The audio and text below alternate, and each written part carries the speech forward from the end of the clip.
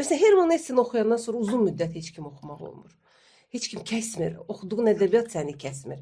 Yo, Belə bir- bəli, belə böyük yazıçılar var. Bəli, bəzən Bax, elə indi olur. burada şey də var, bu insanlar üçün bir səmərəli, gənclər üçün səmərəli olmağı baxımından deyirəm. Yəni mütaliənin də bir sırası var, qaydası var, nizamı var. Belə Azərbaycan xalq nağıllarından başlayaq. Bəli, xalq nağılları, macəra dastandan ədəbiyyatına falan. gələk. Məsələn, mən baxıram gəncdə oturub əlində görürəm ki, Herman Hesse'nin Yağ Quzağını oxuyur. Yəni o çox demirəm. Çox gec oxumaq lazım. Əlbəttə ki, o vaxta qədər şeydə gəlməlidir.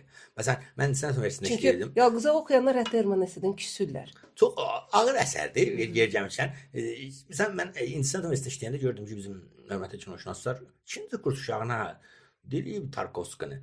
Deyirəm, uşaqları soruşuram, mən də yazı psixologiyasından dərs deyirəm, ssenaridən dərsəm. Deyirəm ki, bu nə başa düşdünüz buradan? Görürüm, məsələn, Velosiped oğruları filmi var da, Victoria De Sica'nın filmidir. Bir menyu verməliyik. Biz gəncə bir menyu Bəli, bəli, verməliyik o ki,